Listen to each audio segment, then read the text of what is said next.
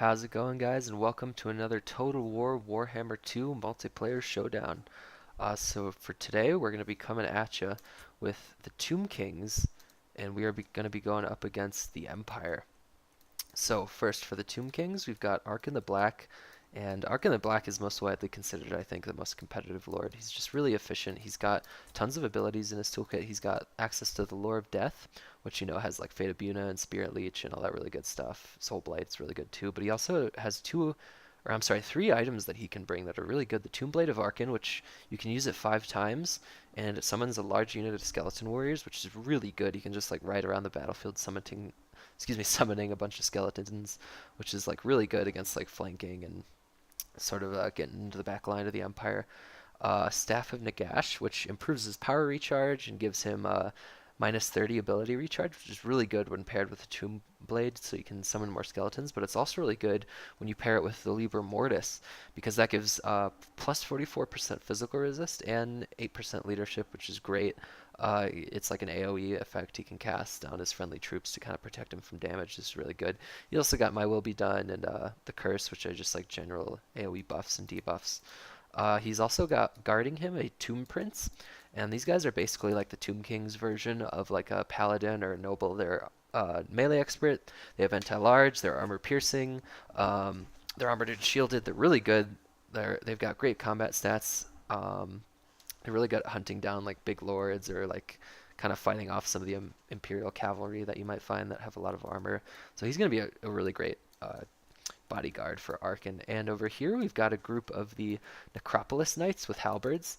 These guys are such a cool looking unit, but they're basically going to be like sort of an anti-large monstrous cavalry, so they're going to be good against like, they won't necessarily win, but they will trade well with Demogryph Knights, especially when supported by Arkin and the Tomb Prince. They'll dumpster like Empire Knights and some of the lower tier Empire Cav.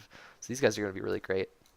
And then on the back we do have two, and this is a little bit of an experimental meme build I did. Excuse me, geez, I did for fun, and it's going to be two Caskets of Souls, and these guys are hilarious. They're just like, I don't know, they're usually not that great, but I just like kind of wanted to make them work. They're like an armor piercing um, magical artillery. They're kind of like the Hellstorm rocket battery, honestly, for the Empire. So I don't know. I just thought they might be useful at kind of like focusing down great swords or even like his lines of handgunners if he brings any of those. So that's why I brought these guys, but we'll see if they work out. They're usually not that great. But up here we've got two groups of the Nehekara warriors, and these guys are essentially kind of like the Berserker unit for the Tomb Kings. They're an anti-infantry damage dealer. They've only got 45 armor, which isn't the lowest, but isn't the highest either. It's like on the higher end of low, I guess. But they have great combat stats, 32, 21, 33. But they have a huge bonus versus infantry. I think it's like, oh, I guess it doesn't say here, but yeah, they definitely have an anti-infantry bonus. These guys are great at cutting through like state troops and some of the lower tier Imperial stuff like spearmen and swordsmen and stuff like that.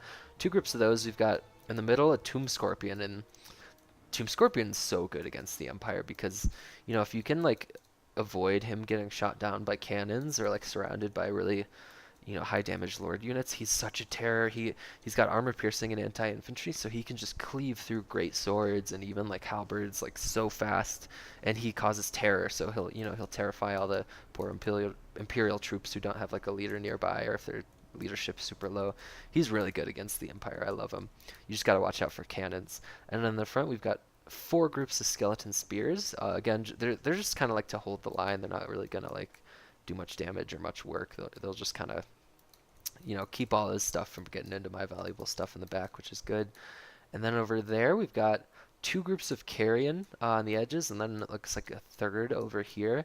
And these guys they have a dual purpose. Their main purpose is going to be to try and get into the back line and just like keep his stuff from firing, because it looks like he has three cannons in here, which is really deadly against my big Scorpion constructs. So I'm going to try and get these guys distracted and sort of caught up in melee combat with the carrion, but they're also good at chasing down routing units.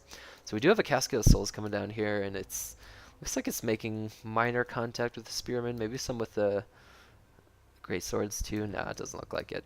Yeah, we'll see if it does some more work, but those usually aren't the best pick. Anyway, for me, that I believe is it. But for the Empire player, he has two groups of Empire Knights on either side, and these guys are really, efficient at just sort of riding down low tier chaff cavalry. They've got 110 armor, bronze shields, 30 weapon strength, and a charge bonus of 48, which is like pretty good. They're just like really tanky shot cav that can kind of just cycle charge infantry efficiently, but they'll go down pretty fast when it comes to anything like heavily armor piercing. And then in the front line, he has two groups of spearmen with shields on either end, which are just like a real cost-efficient pick against the Tomb Kings because they'll hold against skeletons and they'll do well against the big constructs because they're anti-large bonus. And in the center, he's got Sigmar's Sons, which are so good. I love these guys. They're basically unbreakable swordsmen, or unbreakable swordsman state troops. They're the ROR for swordsmen, and they have fantastic combat stats. They're unbreakable, so they'll never run. They can just hold all day. They're great. In the back, he's got two groups of great swords. And again, these guys are pretty great against the Tomb Kings because they have an anti-infantry bonus, so they'll still be pretty great at getting through like low-tier chaff. But they also have great armor piercing, so they'll kind of put in some damage on the constructs. And if his opponent has like Tomb Guard, they'll do pretty well against them too. They're just a pretty good pick overall. For his lord and his hero, he's got Boris Todbringer, which is just a really tanky lord. He's on his Griffin. He's just really cost efficient. He's probably one of the most competitive lords. He's not nearly as squishy as Karl, but he can still get in a lot of damage. And for his caster, he has a light wizard, and it looks like he brought the Nets of Amnatok and Barona's Time Work. So Nets is an ability that just freezes a group of units in place for 20 seconds, which is great to let his cannons and his guns focus it down. But he also has Barona's Time Work, which is just is a bonus to speed, but also melee attack. So it can be great for buffing his infantry or his cavalry, all that good stuff. So he's got three great cannons in the back, which are armor-piercing anti-large missiles. They're great against big armored Tomb Kings constructs. They're super good pick. And then one of them is the ROR, the Hammer of the Witches, which does magic and fire damage, which is great. Those things will focus down constructs so fast. He's got another group of spearmen back here, and then it looks like a warrior priest sort of guarding the artillery back here. Warrior priest does fire damage. He's great at buffing friendly units. He's just good in those big Death Star pit fights because he'll buff everything and he'll do tons of damage to all the chaff. He's great. I love him. He's got all those awesome abilities like Hammer of Sigmar and Shield of Faith and everything. And it looks like that is it. So let's get the show on the road. So again, it looks like we've got more Casket of Souls coming in, but man, it looks like, oh man, the cannon fire is just doing so much work against my Necropolis Knights. Even though we are kind of catching these Empire Knights out of position, the fact that my Necropolis Knights are getting focused down so hard is going to be really rough. We've already lost, yeah, it looks like about 6 units there. So not the best, even though we took out most of those Empire Knights, it's just not the best trade for us. Yeah, man, look at these guys getting focused down. They're wavering. They've lost so many miles. They only have 6 left. That's going to be really huge. That's a lot of value I'm losing like immediately just because of those great cannons. On the other hand, though, it looks like we got Arkand actually is caught up in Empire Knights, which isn't the best situation. I mean, I think he'll eventually win, but they'll get some okay damage on him. But he's going to be summoning in some Skeleton Warriors, just kind of muck them up, and he's just going to run away, cackling. Which is pretty funny. He's going to cast a Fate of Buna on these guys too, which is going to be good because they're heavily armored and they have a lot of models. Tomb Prince is just kind of pushing his way through the spears, and it looks like, I actually think this was a huge micro mistake. I accidentally set the Carrion in to attack these Empire Knights, and what I meant to do was send them against the cannons to keep them from firing because they were doing so much damage to, it looks like they pretty much killed all my Necropolis Knights already, which is so bad for me. That's like really bad unit to lose like immediately in the game. But we're gonna see if we can pull it out because the skeleton, the Tomb Scorpion is actually doing a lot of work against like the Great Swords and the Sigmar Sons.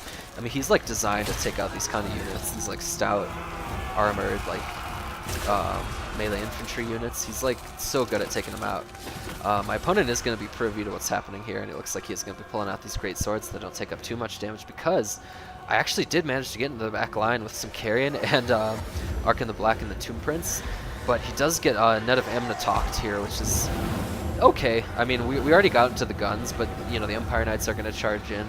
But, you know, he doesn't really have any hand guards or anything to really shoot Arkin and take advantage of this net other than the Empire Knights. But, you know, they're just kind of going to get grinded down by Arkin.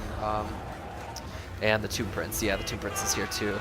The Tomb Prince is like designed to fight these targets. He's going to be so good. Yeah, he looks like he's pulling them back because they're dying pretty fast. My opponent, clearly a pretty veteran player, has pulled his Great Cannon crews off the cannons just to kind of wait in the peripheries for the fight to be done, so that whenever he gets a chance, he can like put them back on the artillery, which is a great play. I do manage to route 2 of them off though, which is really good, and we're fairly well, okay, I guess we're not that close to the edge of the map, but I thought we were. But Empire Knights are going to charge back in, trying to get an attack off on Arkin, but you know, the Tomb Prince is here, and he's just cutting these Empire Knights down. He's just like slapping them off their horses. Look at that. He's such a cool unit. I love him. And the infantry fight overall is actually going in my favor up here, just because the Tomb Scorpion is just grinding it all down, doing a really good job, like doing a ton of damage to the swordsmen and the state troops, because they don't have a ton of armor or melee defense, and they're susceptible to the terror. And one thing I actually forgot to, sorry guys, I kind of forgot to tell you, but the Caskets of Souls in the back actually got hunted and taken down by Boris Todbringer. So even though he's up here already, he managed to get in the back line and just take those out, which is really unfortunate. Again, a huge loss for me, but this is actually a pretty okay situation, because I've got Ushapti, who I managed to summon right on top of Boris as he tried to land and snipe out Arkin. And these guys are actually going to start putting in a lot of work on Boris, especially, I think we're going to get some kind of spell here on Boris in a second here. Maybe not, maybe I'm misremembering, but still, he's got 85 armor, so the armor piercing of these Shapti is going to come in a ton of handy. But it looks like the Battle Pilgrims in here, they're kind of surrounded by Empire Knights. Arkin does manage to just kind of squeak away, but he does sort of try and charge back in, just kind of get some more damage off on Boris. And Knight of Amdatok does go down on an Ark in the Black, and it looks like Boris is just barely managing to squeak away. He's like trying really hard to get through, and yeah, the Empire Knights, it looks like, managed to kind of save him. But again, the combination of the Tomb Prince and Arkin and the Ushapti, like, all that armor piercing is going to cut through these Empire Knights pretty fast. So those guys are in a bad situation, but these cannons are like mostly offline. He's got the crews right here, but you know, it looks like we're able to get another skeleton summon, which is really good.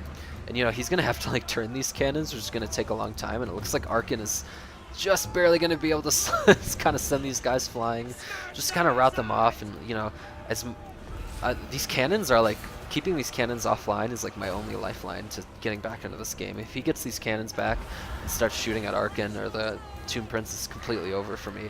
Balance of power was in his favor, but it's kind of going back into the center now that the cannons are like more offline. His Empire Knights are gone, and it looks like the front line fight, actually, I finally won. His great swords are routed off, all his state troops are gone, and I think he lost all of his Sigmar sons, if I'm... Oh no, he just pulled them back, never mind. But yeah, the frontline fight over here really went in my favor. And in a second here, I'm gonna start pulling these guys over to the main fight. And this is really kind of a game of chicken. I'm just sort of like trying as best as I can to use Arkin and the Tomb Prince's speed to kind of rout off these cannon crews to keep them offline, and you know, coupled with the Skeleton Warrior summons just to keep them busy. But we're gonna kind of use. It looks like we've got. Yeah, we got the Blade of Steep coupled with Spirit Leech, which is going to do a lot of damage against Boris. He's actually routing off now because of all that damage. But yeah, we just barely managed to rout off Boris because of all the damage that the Ushapti coupled with the Tomb Prince were able to get. But this is still not the best situation. He's got a full health Light Wizard. Boris could easily come back. He's got, you know, one group of Great Swords at like with 60 models. He's got 78 Spearman Shields, which is going to be tough. He's still got his Warrior Priest, he's still got the Sigmar Sons, and on top of all that, his Great Swords and State Troops over here have rallied, so they're coming back. But if I can just get these supporting elements on top of these cannons as fast as I can, just to keep denying him that cannon play, that's going to be the only way I can pull this match out, because it started really poorly for me. But it looks like the Tomb Scorpion with his 50 speed, which ain't bad, is going to be sort of scorpioning over here towards the cannons, which is great. And I do barely managed to get, Arkin and the Tomb Blade in, or I'm sorry, the Tomb Prince in to kind of take out the Hammer of the Witches, but Sigmar Sons are coming in and they're hungry for blood. But it looks like, unfortunately, I think Arkin and the Tomb Prince kind of got like trapped inside this artillery. Like the cannons are situated in a way that sort of trapped them And spearmen are coming in, which is really dangerous. They're just sandwiched, but luckily we have the Tomb Scorpion coming in, and he's going to be diving into the Sigmar's Sons, just doing so much damage. And we've got the Nehekari Warriors here, which are going to be really efficient at cutting down the state troops because they only have 30 armor. And the Nehekari Warriors are just going to be really great at that. We've got more of them coming in. We've got spears. And if we can just break this main formation with the Tomb Scorpions, and if we can try and sort of snipe out his Warrior Priest, which is, it looks like what we're trying to do here. We're trying to get the Tomb Prince and Archon, well, it looks like away from the Warrior Priest after kind of giving him a little bit of a strike, but he does have Barona's Time Warp, so we're going to want to get out of there while he has that buff. And it looks like we are going to get another group of skeletons summoned, which is going to be so good. Like, just all these extra skeleton warriors, just like all these extra bodies in the field, just like really putting in so much work for the Tomb Kings, even though we're like, things are not going in our favor. But we do get Curse of Jeff, which gives all these guys minus 26 melee attack and a rampage, so he won't be able to control them. It looks like the spearmen are routing. The Warrior Priest is out of control, and he's getting kind of grinded down. Curse of Jeff is also on Boris, and Boris is just getting spanked by the Tomb Prince. Tomb Prince is doing so much work against Boris, and it looks like he is going to be falling back to try and get into another cycle charge. But man, what a close battle. This is so on the edge. Bounce of Power is in my opponent's favor.